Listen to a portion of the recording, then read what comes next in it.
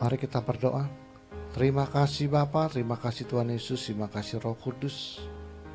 Kami telah bersekutu dengan tubuh dan darah-Mu Yesus. Sebentar kami akan mendengarkan sebagian daripada kebenaran firman-Mu ya Bapa. Sebelum itu segala puji, hormat, syukur kami naikkan kepadamu Bapa, kepadamu Tuhan Yesus, dan kepadamu Roh Kudus, karena Engkaulah Allah Tritunggal kami yang Esa.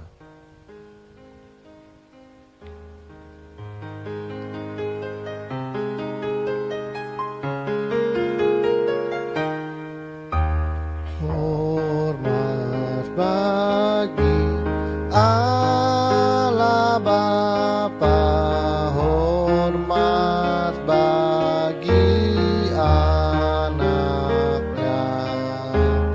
hormat bagi Roh penghibur ketiganya yang Esa. Haleluya, haleluya, ketiganya yang Esa. Haleluya, haleluya, ketiganya yang Esa. Ketiganya yang Esa, ketiganya yang Esa.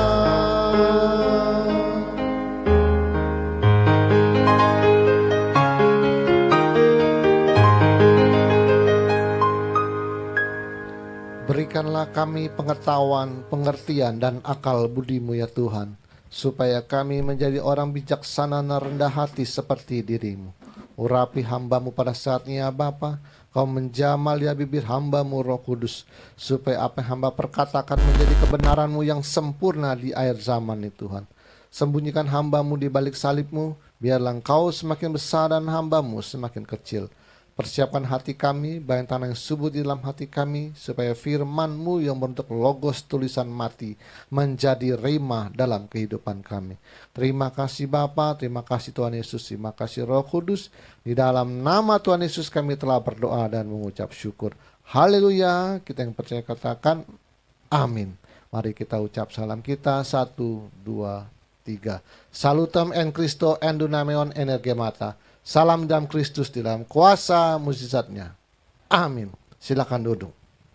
Oke, sampai mana kita?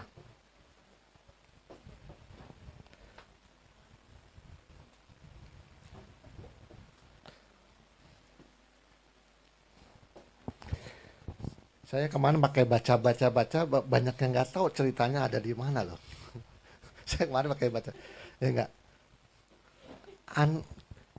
Saya ulang lagi dari kata ada kasus di mana Abraham berdusta, bilang ngaku engkau adalah saudaraku, jangan bilang engkau istriku. Ternyata di dalam kedustaan Abraham, Tuhan seperti mendukung. Jawaban ada 2 lagi yang terhitung berdusta adalah Rahab si pelacur. Ceritanya tahu nggak Rahab si pelacur? Ya, buka aja dah. Makanya saya mau buka tadi itu gitu. Kita buka, tolong dibaca. Itu ada di Yosua 2:1-4. Nah, supaya tahu ceritanya.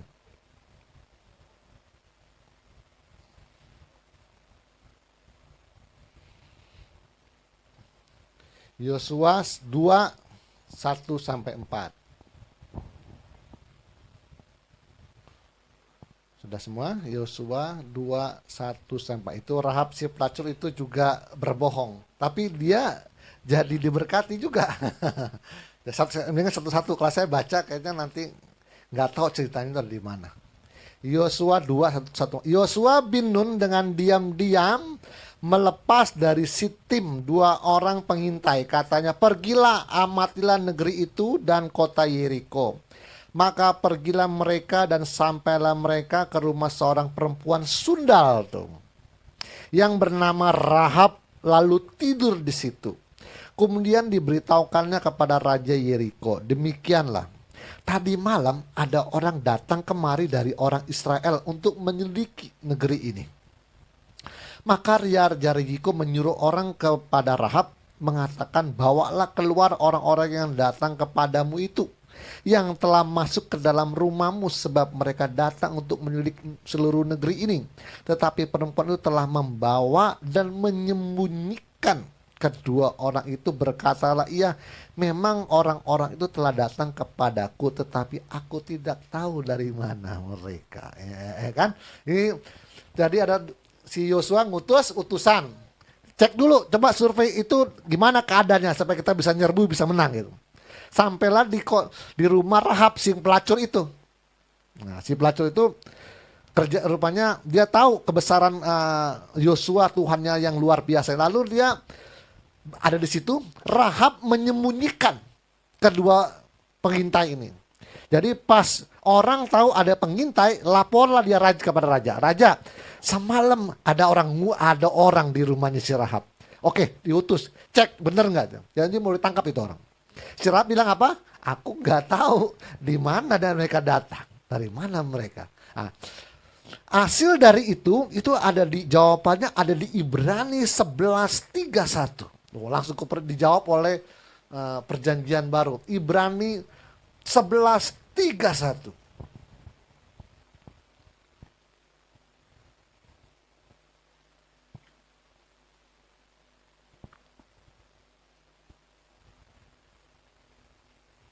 Sudah? Ibrani 11:31. Karena iman, maka Rahab perempuan sundal itu tidak turut binasa bersama-sama dengan orang-orang durhaka, karena ia telah menyambut pengintai-pengintai itu dengan baik tuh. Namanya tercatat. Jadi waktu dia menyembunyikan si pengintai itu dari Yosua, dia percaya kepada Tuhannya Allah Israel yang luar biasa. Akhirnya kota Yeriko ditaklukkan oleh Yosua. Tapi sang pengintainya udah janji. Nah, Rahab bilang, kalau kamu nanti menang atas kota Yeriko, jangan, semua boleh bunuh, tapi keluar aku dan keluargaku jangan, kan aku sudah nolong kamu. Dia bilang, oke lah, bikin perjanjian sama pengintai itu. Pokoknya saya binasakan semua kecuali engkau dan keluargamu. Nah itu jadi di situ, jadi atas dustanya Rahab, dia tercatat sebagai iman, tidak binasa. Nah, yang ketiga adalah bidan-bidan di Mesir. Nah, jadi di penyelamat itu ada orang 3 orang yang tercatat yang dusta. Ini lagi ngomongin bohong putih. Tidak ada bohong putih dalam kekristenan. Bahaya itu.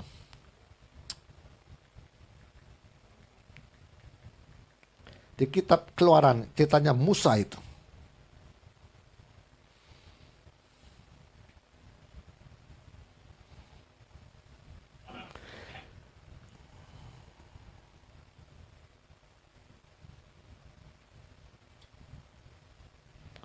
Oke, langsung Keluaran 1:15. Lagi Musa itu lagi pembunuhan bayi di bawah 2 tahun. Keluaran 1:15. Raja Mesir juga memerintahkan kepada bidan-bidan yang menolong perempuan Ibrani. Seorang bernama Sifra dan yang lain bernama Puah. 2 orang ya. Katanya, apabila kamu menolong perempuan Ibrani pada waktu bersalin, kamu harus memperhatikan waktu anak itu lahir. Jika anak laki-laki, kamu harus membunuhnya. Tetapi anak perempuan bolehlah ia hidup. Tetapi bidan-bidan itu takut akan Allah. Tuh. dan tidak melakukan seperti yang dikatakan Raja Mesir kepada mereka dan membiarkan bayi-bayi itu hidup. Lalu Raja Mesir memanggil bidan-bidan itu dan bertanya kepada mereka, mengapa engkau berbuat demikian, membiarkan hidup bayi-bayi itu? Jawab bidan-bidan itu kepada, ini bohong lagi. Jawab bidan-bidan itu kepada Firaun, sebab perempuan Ibrani tidak sama dengan perempuan Mesir, dia bilang, melainkan mereka kuat. Sebelum bidan datang mereka sudah melahirkan, sudah bersalin. Bohong lagi kan? Maka Allah berbuat baik kepada bidan-bidan itu, bertambah banyaklah bangsa itu dan sangat berlipat ganda. Dan karena bidan-bidan itu takut akan Allah, maka ia membuat mereka berumah tangga. Nggak jelas. Kalau Anda buka di terjemahan FAIH, di FAIH, firman Allah yang hidup, ceritanya kata-katanya lebih bagus. Saya bacakan terjemahan firman Allah yang hidup FAIH. Tetapi bidan-bidan itu takut kepada Allah dan tidak mentaati raja. Mereka membiarkan bayi laki-laki juga hidup. Firaun memanggil mereka, datang menghadap dia dan bertanya, apa sebabnya kamu tidak mentaati perintahku dan membiarkan bayi laki-laki itu hidup? Mereka menjawab, baginda, perempuan Ibrani cepat sekali beranak, sehingga kami selalu terlambat. Mereka kuat, tidak seperti perempuan Mesir. Allah memberkati bidan-bidan itu. Jumlah bangsa Israel semakin besar dan menjadi suatu bangsa yang kuat. Oleh karena bidan-bidan itu menghormati Allah, maka Allah memberkati mereka sehingga mereka berumah tangga dan mempunyai anak. Tuh, jadi berkatnya apa? Berumah tangga, dapat suami dan punya anak, diberkati karena dustanya itu. Di dalam kekristenan tidak ada yang namanya bohong putih. Saya ulang lagi, tidak ada namanya bohong putih. Bohong yang disetujui Tuhan, ini tidak ada. Di dalam sebelum Musa mengeluarkan dari 10 perintah, itu belum ada namanya hukum yang dibuat oleh Tuhan. Otomatis manusia hidup semau-maunya dan cari aman lah. Bohong itu semua cari aman. Abraham cari aman? Iya. Si pengintai Yeriko juga, Rahab juga ya cari aman karena ini mau pembantaian satu kota. Si bidan-bidan juga cari aman nih. Semuanya takut akan Tuhan. Nah, kenapa ada dalam kebohongan? Setelah Tuhan belum mengutak-ngutik tentang dosa. Dosa memang sudah ada. Artinya dosa memang sudah ada. Artinya berbohong itu dosa enggak? Dusta itu dosa nggak? Iya, dosa itu sudah ada, tapi dosa itu tidak diperhitungkan kalau hukum Taurat belum ada. Dosa itu sudah ada. Artinya berdusta ini dosa apa enggak? Iya, ada. Dosa itu ada.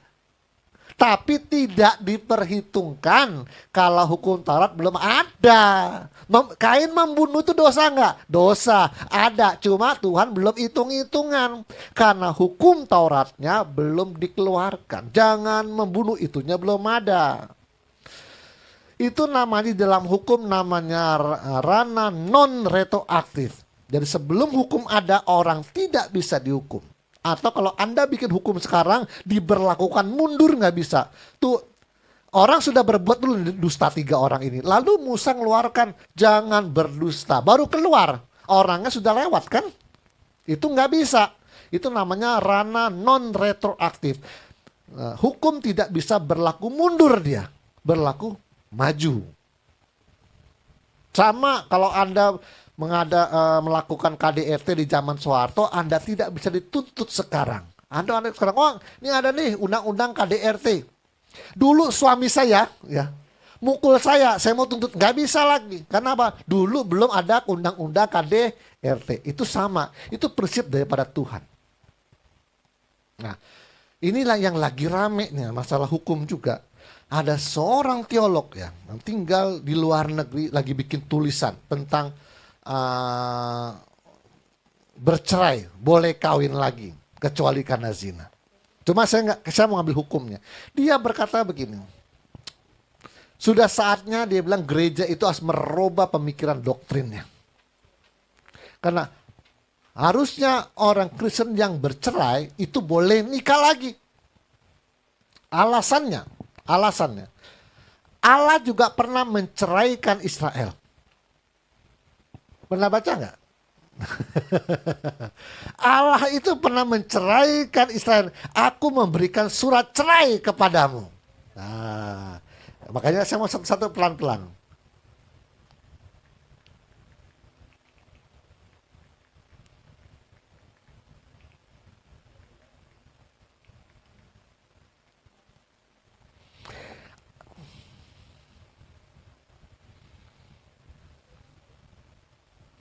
Yeremia 3:8.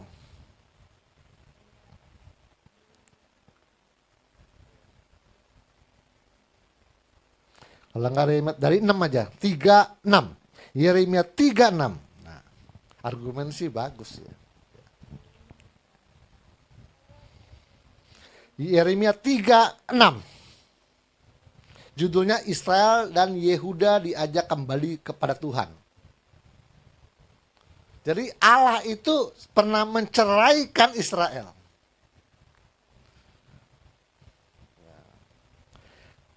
Tuhan berfirman kepadaku dalam zaman Raja Yosia. Saya mau pelan-pelan ya. Sudahkah engkau melihat apa yang dilakukan Israel, perempuan murtad itu? Bagaimana dia naik ke atas setiap bukit yang menjulang dan pergi ke bawah setiap pohon yang rimbun untuk bersundal di sana. Tahu nggak artinya apa nih? Dia nyembah pohon itu. Perzinahan rohani yang maksud Tuhan adalah karena di bawah pohon beringin disembah-sembah ya kan? Pohon kayak zaman sekarang ada kasih sesajen di bawah pohon ya gitu dia. Pikirku sesudah melakukan semuanya ini ia akan kembali kepadaku, tetapi ia tidak kembali. Habis berzina nyembah pohon pakai sesajen dia nggak balik juga. Hal itu telah dilihat oleh Yehuda saudaranya perempuan yang tidak setia. Dilihatnya bahwa oleh karena zinanya aku telah menceraikan Israel. Tuh cerai. Perempuan murtad itu. Dan memberikan kepadanya surat cerai. Namun Yehuda saudaranya perempuan tidak setia. Tidak takut. Melainkan ia juga pergi bersundal. Dengan sundal yang sembrono maka ia mencemarkan negeri. Dan berzina dengan menyembah batu dan kayu. Jadi bilang ini Allah pernah cerai. Sekarang katanya. Allah mau kawin lagi katanya. Artinya dia kalau itu nggak kawin lagi. Ini kan cerai. Allah mau kawin lagi katanya. Tahu nggak apa ya? Di perkawinan anak. Dari situ dia berargumen Allah percerai, kawin lagi. Artinya ke Kristen juga bisa begitu. Cerai bisa kawin lagi. Alkitab tidak salah, pemahamannya salah. Aduh, Anda kalau batinnya murni, tidak ada motivasi apapun, tidak ada motivasi duniawi, kedagingan, ya. Tidak ada hal-hal duniawi, uang apa segala macam. Anda melihat ini, Anda bisa melihat kok bahwa bagaimana pemahaman. Kalau kita hanya berpandangan, berpatokan kepada kesucian Allah. Anda jangan berpatokan kepada pengetahuan. Pengetahuan bisa salah loh.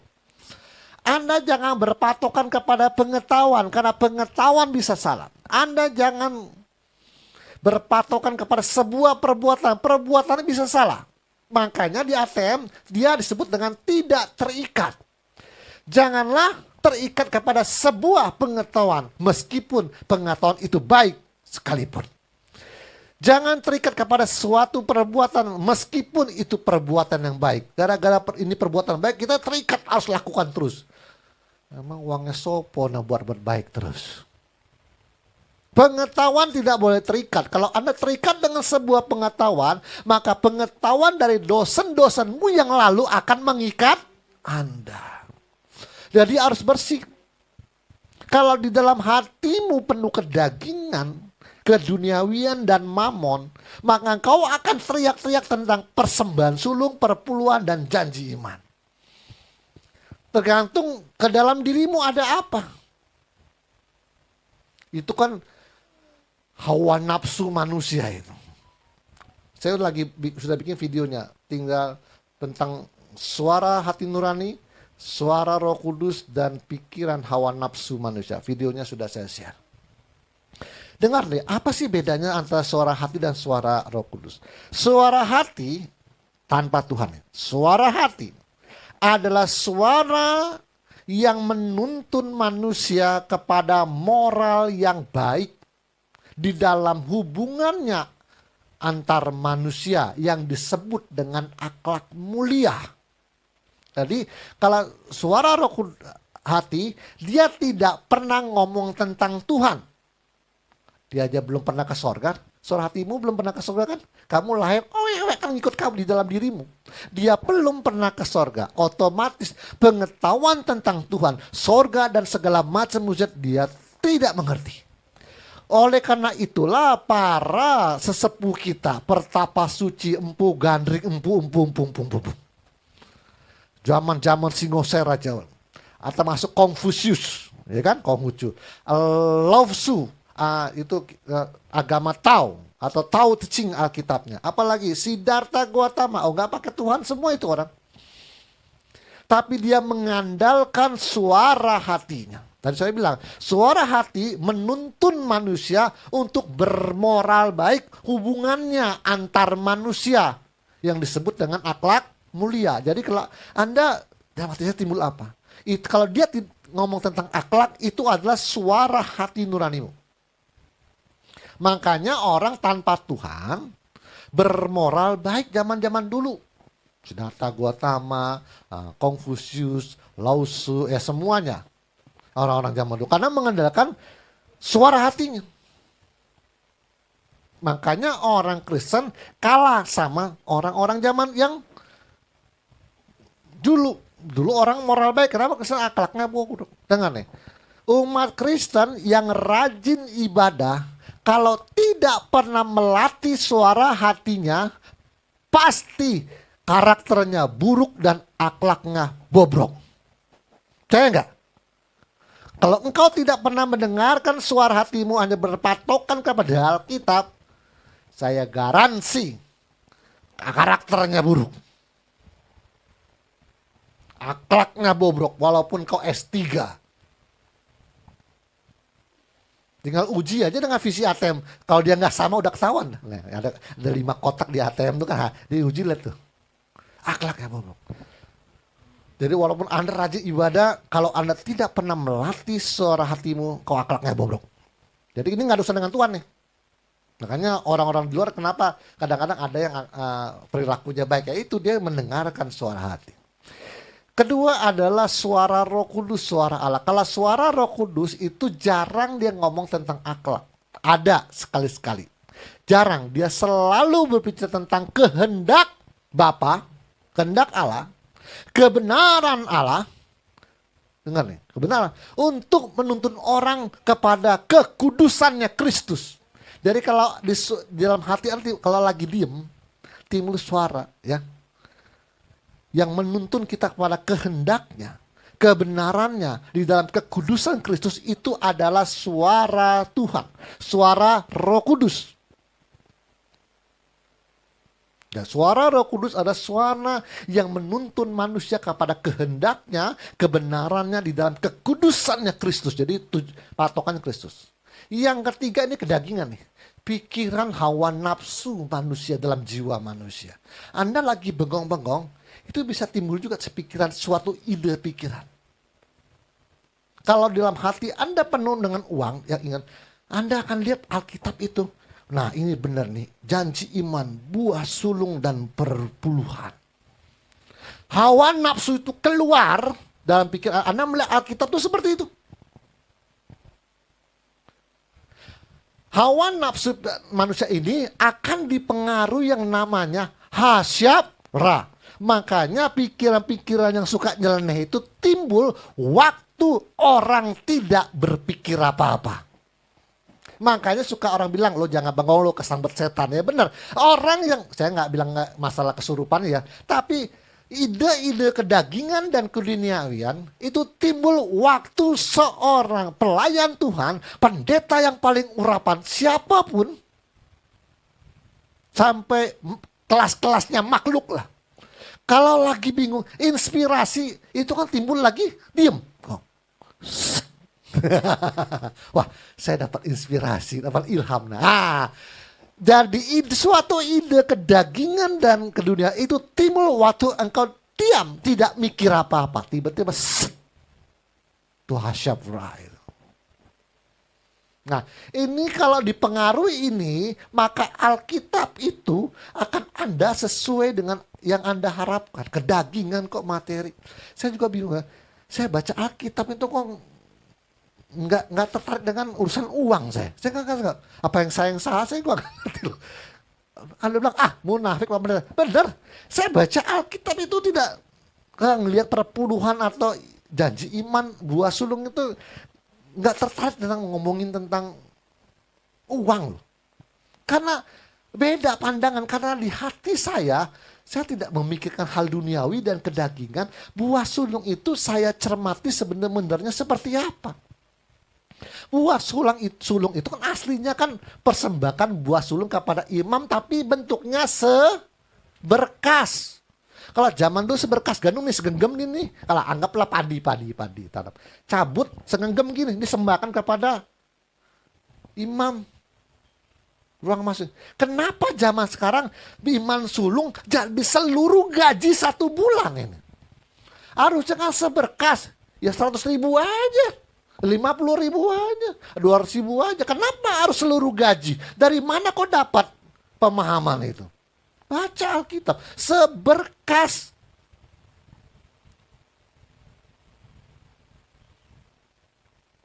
Lihat nih, nggak ada uang deh. Saya menceritakan tidak ada uang. Lihat nih. Gak apa-apa, kita tinggal dulu sebentar, saya akan buka ini. Lihat nih seberkas tadi ya, namanya persembahan sulung adalah seberkas. Siapa yang pertama kali mempersembahkan seberkas itu? Secara rohani. Lihat, saya benar-benar gak ada uang loh. Lihat nih. Kalau saya salah, saya mau tobat ini. Ini gak ada uang ini. Kita mempersembahkan seberkas kepada bait suci, kepada Allah, kepada Tuhan. Yang pertama kali mempersembahkan seberkas itu adalah Kristus. Seberkas.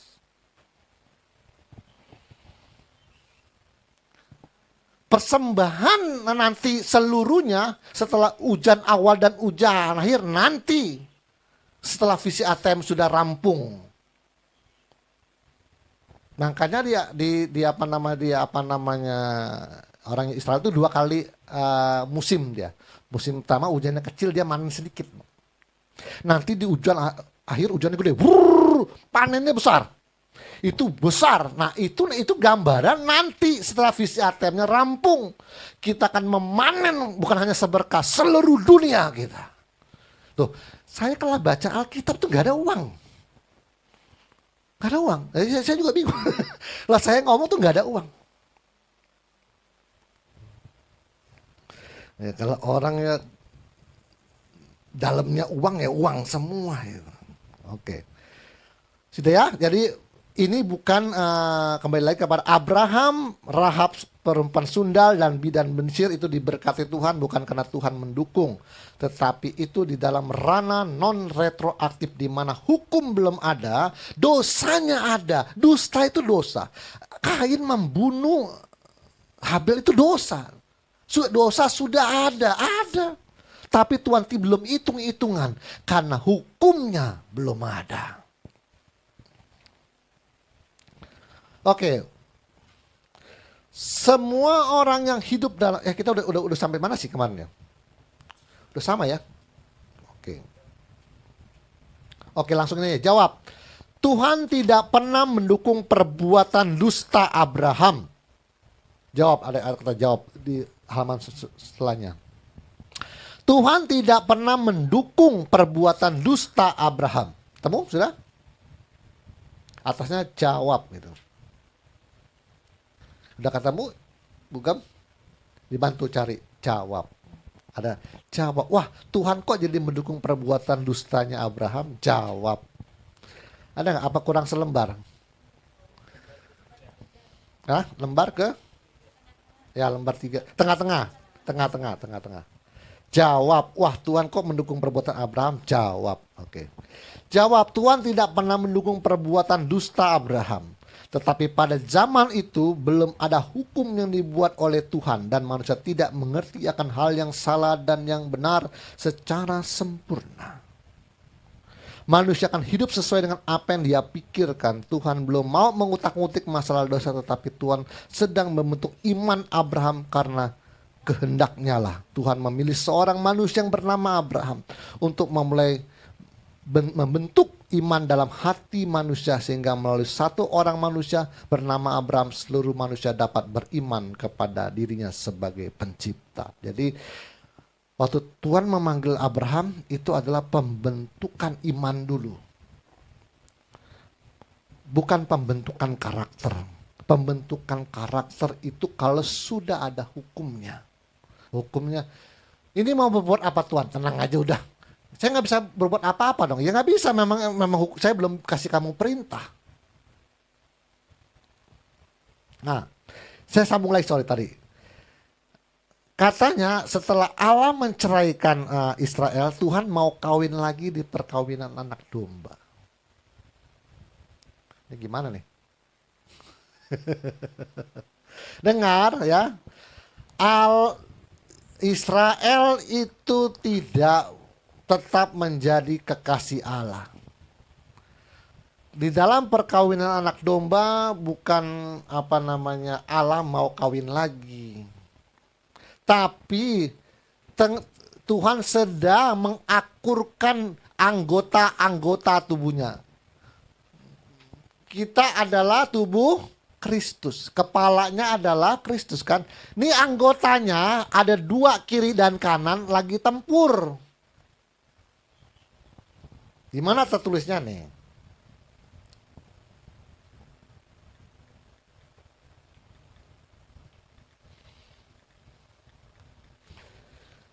Saya mau terang ini supaya jangan ngawur kemana-mana.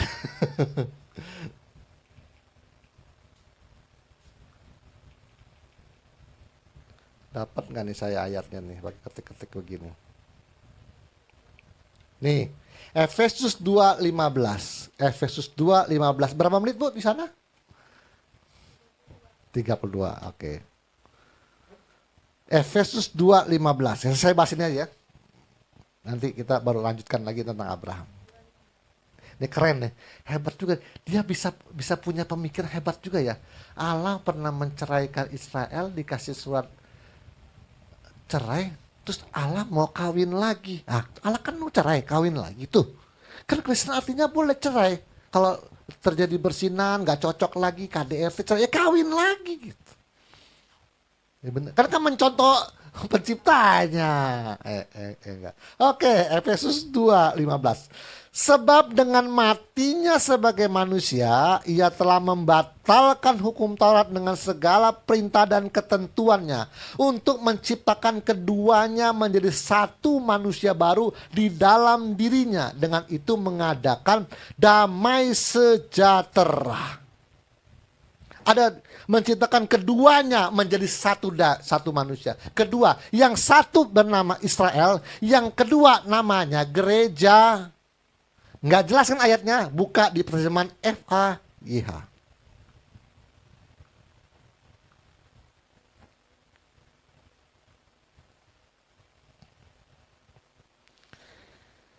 Saya baca, Anda punya nggak terjemahan FAYH? Nggak punya ya? Oh nggak punya, diunduh aja Pak FAYH.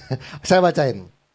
Tetapi sekarang saudara milik Kristus Yesus, dan sekalipun dahulu jauh dari Allah, sekarang didekatkannya oleh apa yang dilakukan oleh Yesus Kristus dengan darahnya bagi saudara. Sebab Kristus sendirilah jalan kita kepada perdamaian. Ia telah mendamaikan kami, orang Yahudi, dengan saudara sekalian yang bukan orang Yahudi. Tuh, mendamaikan orang Yahudi dan kamu yang bukan Yahudi. dengan jalan mempersatukan kita dalam satu keluarga. Israel sedang mau disatukan dengan gerejanya sebagai satu keluarga. Dan dengan demikian merobohkan tembok kebencian yang dahulu memisahkan kita.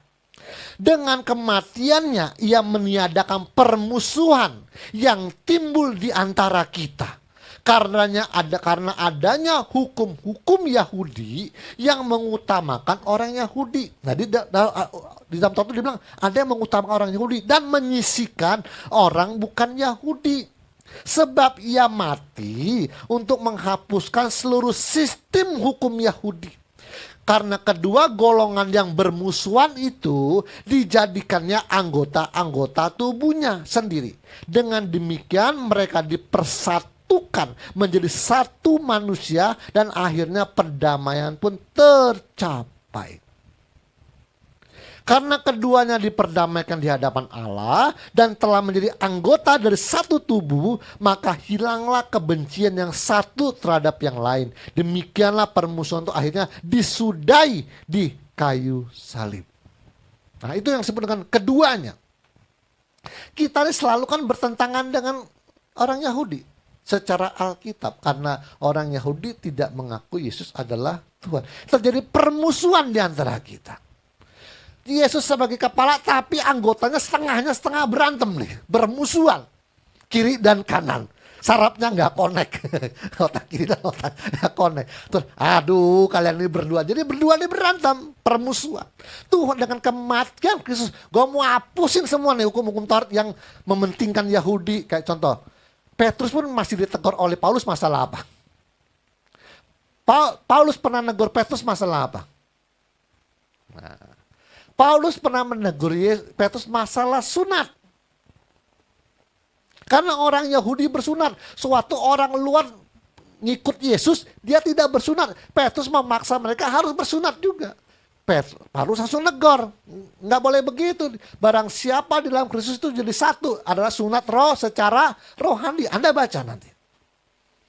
Jadi memang ada hukum-hukum yang berpihak kepada Yahudi. Ada hukum-hukum yang berpihak kepada non-Yahudi. Makanya kan kematian Kristus, dia mau hapusin ini sistem model gini nih. Gara-gara hukum ini, anggota saya saling tempur. Ini karena kematian Kristus, Tuhan lagi mau nyatukan Yahudi dan gerejanya. Israel dan gerejanya menjadi satu tubuh. Nanti di perkawinan anak domba gambarannya, kedua tubuh yang terbelah ini menyatu membentuk yang namanya mempelai Kristus. Mana ada kawin lagi sih? Mana ada kawin lagi? Oh, duanya nyatu kok. Dua menjadi satu, membentuk yang namanya manusia baru. Tadi bilang kan? Di dalam dirinya, yaitu mempelai perkawinan anak domba. Bukankah Yesus Allah cerai kawin lagi? Itu mah elu kali. Di dalam terjemahan saya udah ulang lagi, kecuali karena zina selama berabad-abad itu tidak tepat. Karena dia kata me yang artinya tidak sekalipun, tidak satu pun, jangan sampai. Saya sebut tiga-tiganya. Saya kalau nyebut biar lengkap. Tidak sekalipun, tidak satu pun, jangan sampai. Kecuali itu kurang tepat. Sama kalau kita berkata amin, itu artinya 4 loh. Harus ingat ya. Amin. Benar. Terjadilah demikian. Sesungguhnya, apalagi? Pasti. Kalau saya nyebut langsung 4. Supaya tidak ada argumen, ada ngelak-ngelak sama saya. Jadi kata me artinya bisa juga kecuali. Tapi dalam kalimat ini tidak tepat. Me itu bisa kecuali, bisa juga, tapi itu kurang tepat. Karena tidak sesuai dengan apa yang dimaksud Tuhan. Me itu lebih tepat, tidak satu pun, tidak sekalipun, jangan sampai barang siapa menceraikan istrinya, tidak sekalipun karena zina. Tidak sekalipun, bukan karena zina. Walaupun zina lu gak boleh cerai juga itu. Tidak sekalipun. Barang siapa mencari istrinya, tidak satu pun karena zina. Ulang lagi. Barang siapa menceraikan istrinya, jangan sampai karena zina engkau kawin lagi dengan perempuan, engkau berbuat zina. Pak, terus gimana nih gereja ATM? Saya sampai hari ini sedang bertanya sama Tuhan. Ini kalau orang mau kawin lagi gimana Tuhan? Saya sementara putuskan karena belum ada kebijaksanaan. Saya putuskan saya tidak mau memberkati orang yang cerai hidup. Sementara ini. Orang yang bercerai, dia kalau nikah dengan perempuan lain, artinya pasangan yang baru ini adalah berzinahan. Perzinahan terhadap istrinya. Kalau istrinya bercerai dan istrinya kawin dengan laki-laki lain, status ini pasangan statusnya perzinahan. Oke, ini laki-laki zina, ini perempuan zina karena sama-sama kawin. Oke. Bagaimana secara logika status orang pasangan berzina ditumpang tangan jadi halal? Pasangan ini zina kan haram, benar?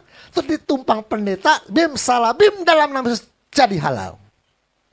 Itu sebenarnya adalah dalam ada konsep saudara tiri kita yang suka bilang daripada berzina lebih baik dinikahkan.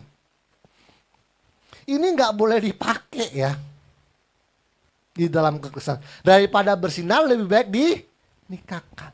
Konsep ini terbawa di dalam kekristenan. Daripada berzina Pak, mendingan tumpang tangan aja Pak. Loh memang kondisinya berzina, kenapa kamu mau jadiin halal? Yeah.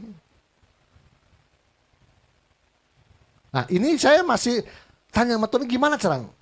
Saya sementara memutuskan seperti ini. Saya tidak akan memberkati orang yang cerai hidup. Kecuali dulu dia nikahnya secara agama lain itu beda ya. Ini maksud saya secara Kristen lah. Cerai gitu. Sementara saya memutuskan untuk tidak memberkati orang yang cerai hidup. Tapi kalau kita tidak menerima, biasanya ada gereja yang mau. Yang penting amplopnya. Saya satu-satunya pendeta yang suka ngomong bloko suto. Yang penting amplopnya. Oke. Sudah terjadi pernikahan, diberkati gereja lain, punya anak. Oke, bagaimana Pak? Menurut saya, tidak ada dosa yang tidak bisa diampuni. Kalau dia masuk KTM, saya hanya bilang, mari kamu sudah diberkati, sudah resmi secara negara dan secara agama, oke, negara lain. Saya bilang, mari kita pengakuan dosa aja. Sementara. Nah, belum? Ini kan udah diberkati, masa kita nggak boleh menghakimi, kita nggak dicerain, kita nggak bisa, kita hakimi, kita nggak boleh juga. Emang kita ini sudah sempurna apa? Ya nggak boleh juga, kita nggak menghakimi karena kita belum sempurna. Kalau entar udah sempurna saya hakimi Anda. Kita kan juga masih ada aib ya Pak, itu kan aib mereka juga ya. Saya bilang mari kita berdoa pengampunan dosa, karena menurut saya Anda bercerai, Alkitab berkata janganlah engkau tidak setia kepada istri pada masa mudamu. Janganlah engkau berkhianat, kata Tuhan. Aku membenci perceraian.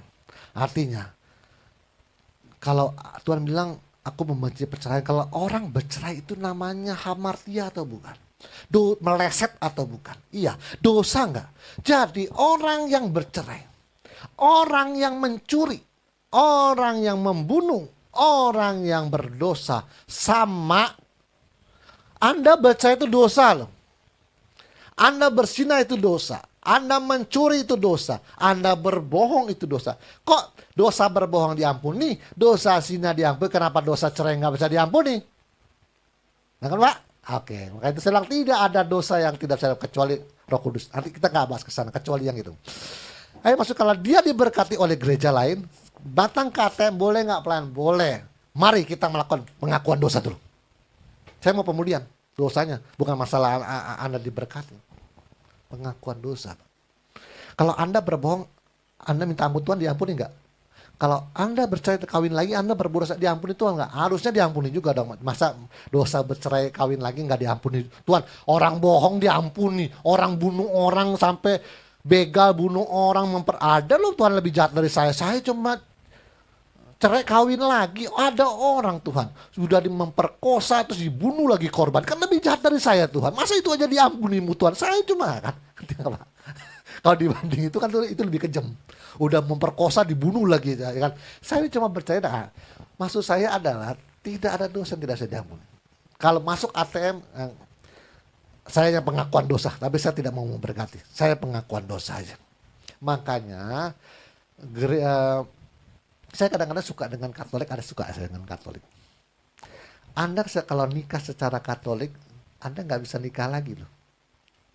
Yang Katolik. Karena Protesan itu sinodenya terlalu banyak dan dia bisa pindah ke kiri dan pindah ke kanan. Anda nikah dengan Katolik nggak bisa pindah kiri kanan. Anda mau di katedral, mau di sini, mau di Jakarta, dia online satu gereja.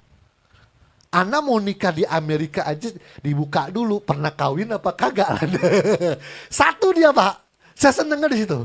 Oke. Hidup Katolik. Yeah. Anda mau kawin di Roma, di Amerika, kan satu. Di buku besarnya itu ada catatannya. Kalau dia nggak ada catatannya, kamu pernah nikah di mana? Di gereja ini. Di telepon Romo yang di sini dari Amerika. Di telepon coba buka buku besarnya, ada nggak catatan? Anda nggak bisa. Harusnya ATM seperti itu. Saya mau terapi seperti itu. Kalau bekas ATM saya cari buku besarnya nggak bisa. Kita ini terlalu banyak denominasi Bang. Jadi dia bisa pindah, nggak saya pindah ke sini. Ya, makanya orang-orang Katolik kalau cerai dia mau nikah lagi dia pindah ke Protestan. Kalau dia masih dalam gereja Katolik nggak bisa. Dia satu Pak. Mau pindah ke Roma Vatikan dibuka ntar. Pernah ada catat nih di Katedral Bangka ada. Dia satu. Oh, apalagi zaman sekarang zaman online. Itu bisa dibuka online di komputer.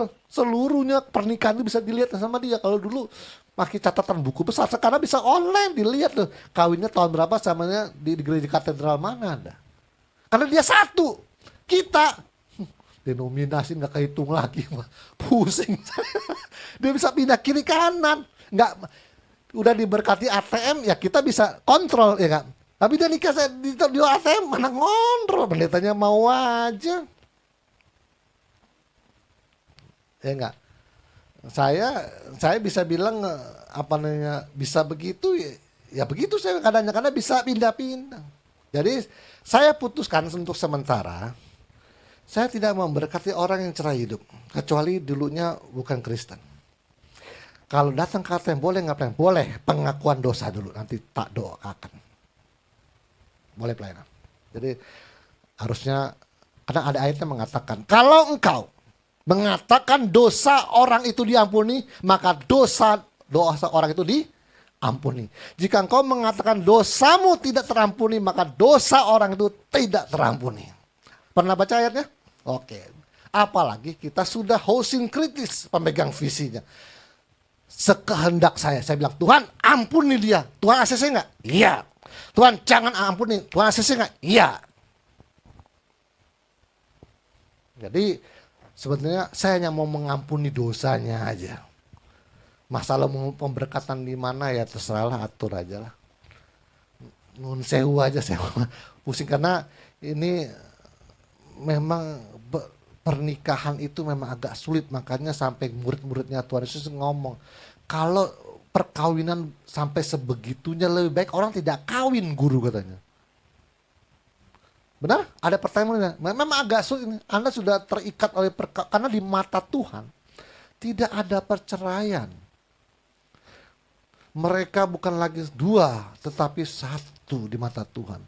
Apa yang Allah tidak boleh diceraikan manusia. Pengadilan manusia hanya menceraikan secara fisik. Secara roh di mata Tuhan gak bisa. Tapi kembali lagi, tidak ada dosa yang tidak bisa diampuni. Tuhan, orang ngebegal, membunuh, memperkosa, Tuhan ampuni. Itu pelacur yang katanya mau dilemparin batu sama Yahudi, kamu ampun. Saya ini cuma bercerai, kawin lagi Tuhan.